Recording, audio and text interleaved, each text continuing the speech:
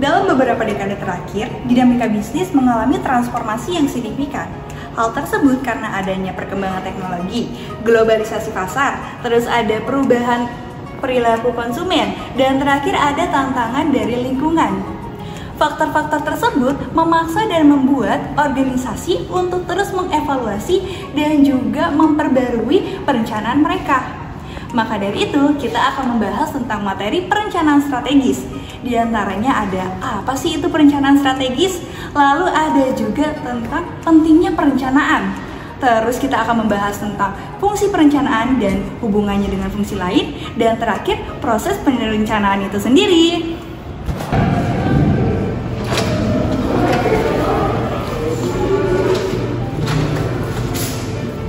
Kalian tahu nggak sih apa itu perencanaan strategis? Kalau misalkan kalian belum tahu, yuk kita cari tahu bareng-bareng. Jadi, perencanaan strategis itu adalah sebuah proses menentukan visi, misi, strategi, dan tindakan dalam sebuah organisasi atau bisnis untuk mencapai hasil yang diinginkan. Perencanaan strategis juga memerlukan analisis dari lingkungan internal, eksternal dalam sebuah bisnis ataupun organisasi. Untuk analisisnya kita ada 3, yaitu SWOT, PETS, dan STEER. Apa itu SWOT? SWOT adalah singkatan dari Strength, Weakness, Opportunity, dan Threats. Nah, untuk Strength sendiri itu adalah sebuah analisis untuk mencari kekuatan dari bisnis kita itu apa. Lalu, untuk Weakness itu kita mencari sebuah kelemahan dalam bisnis kita. Lalu yang ketiga ada Opportunity atau peluang, yaitu kita mencari analisis peluang kita untuk menjadikan tujuan atau kinerja yang lebih bagus. Lalu threats itu adalah kita mencari tantangan dalam bisnis kita itu apa saja. Selanjutnya ada analisis PES. Apa itu PES? PES itu singkatan dari P, politik. Nah, kita kalau mau membuat bisnis dalam suatu negara, itu otomatis ada yang namanya aturan pemerintah. Contohnya ada pajak, izin usaha, perlindungan konsumen, dan lain-lain. Nah, kita harus patuh terhadap aturan pemerintah tersebut. Kalau kita tidak patuh, nanti kita akan kena masalah. Lalu, E-nya itu ada apa? E itu adalah ekonomi. Nah, dengan cara kita menganalisis ekonomi, kita dapat mengetahui kondisi saat itu. Contohnya kayak suku bunga, inflasi, dan mata uang pada saat itu. Nah, tadi kita udah membahas apa itu P, politik, E-nya itu adalah ekonomi, dan sekarang kita akan membahas S. S-nya itu sosiologi. Maksudnya dari sosial itu apa sih? Kalau kita nih menganalisis dari segi sosial, itu kita mencari tahu apa kebutuhan konsumen saat ini, tren konsumen saat ini. Dengan kita mencari tahu analisis sosial yang tadi, itu kita dapat mengetahui apa yang dibutuhkan oleh konsumen dan apa yang sedang kekinian pada saat ini. Lanjut, T. T-nya itu adalah teknologi. Nah, dengan perkembangan yang pesat di teknologi, kita bisa memanfaatkan teknologi yang ada. Contohnya, website, media sosial, e-commerce, dan aplikasi lainnya. Dengan adanya teknologi tadi, kita bisa memperluas pasar kita. Seperti itu. Nah, selanjutnya kita akan membahas STEER. STEER itu ada singkatan dari S. S-nya sosiologi. Seperti yang dijelaskan sebelumnya, apa yang dimaksud sosiologi. Nah, jadi di sosiologi kita menganalisis tren saat ini dan apa yang diperlukan konsumen. Lalu ada teknologi, itu T. Nah, dari teknologi ini, kan teknologi sudah berkembang. Kita, para usahawan atau yang mau bikin bisnis, wajib memanfaatkan teknologi. Karena dengan teknologi kita akan memperluas pasar usaha kita. Contohnya teknologi kan kita bisa memanfaatkan website, e-commerce, atau aplikasi lainnya. Lalu ada E itu ekonomi. Nah, ekonomi maksudnya di sini apa? Dari ekonomi itu kita menganalisis keadaan saat ini. Contohnya nilai mata uang, nilai tukar, inflasi, dan lain-lain. Nah, dengan adanya analisis ekonomi ini, kita dapat menentukan harga yang cocok dalam produk kita.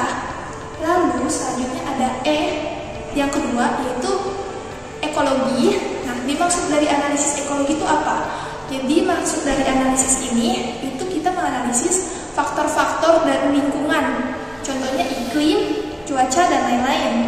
Lalu ada yang terakhir R.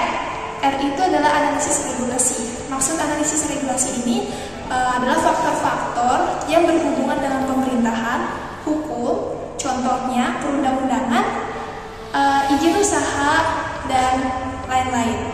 Mungkin untuk next materi akan dijelaskan oleh Kak Andi.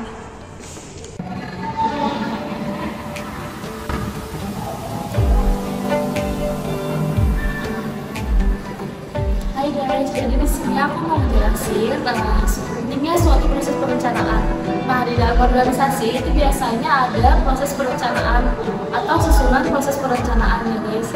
Proses perencanaan itu sangat penting karena kalau kita akan melakukan suatu organisasi, kita harus mempunyai suatu proses perencanaan tersebut. Jika tidak ada proses perencanaan tersebut, organisasi yang akan dilakukan itu susunannya tidak akan teratur.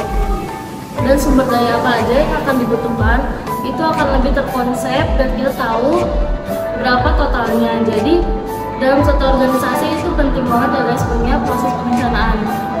Untuk menjalankan suatu organisasi kita butuh banget proses perencanaan agar terjalan dengan terstruktur dan terorganisir.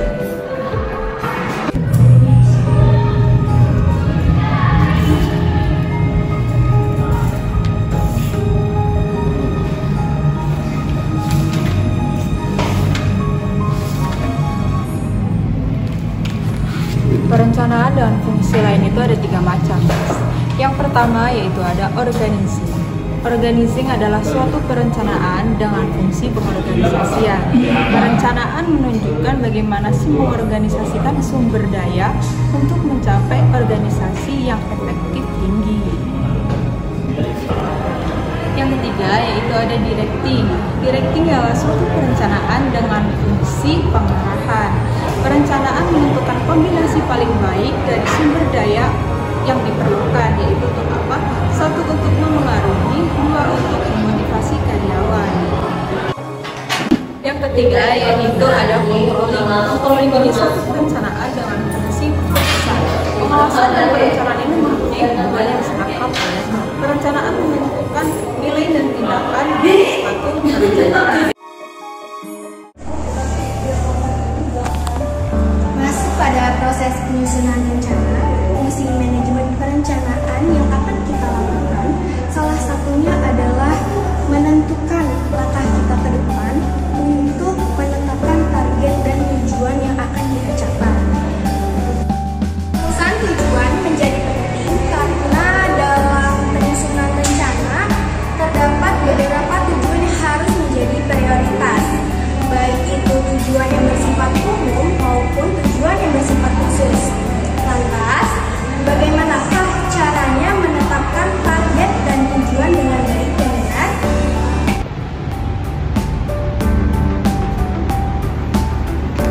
Tahap kedua dari proses penyusunan perencanaan adalah merumuskan keadaan.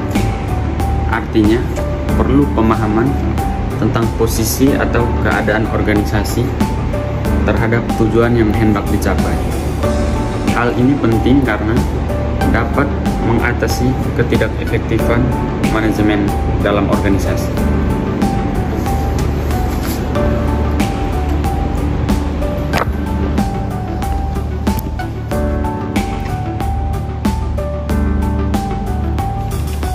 Tahap ketiga dari proses penyusunan perencanaan adalah mengidentifikasi perencanaan.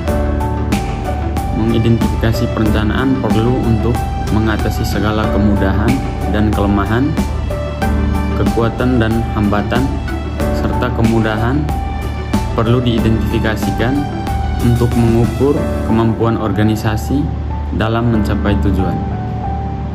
Hal ini penting karena perlu diketahui faktor-faktor lingkungan intern dan ekstern yang dapat membantu organisasi dalam mencapai tujuannya.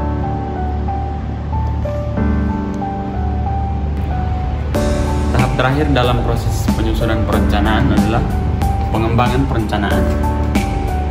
Hal ini perlu dilakukan dan penting untuk memilih alternatif-alternatif yang ada dan menetapkan alternatif yang paling memuaskan.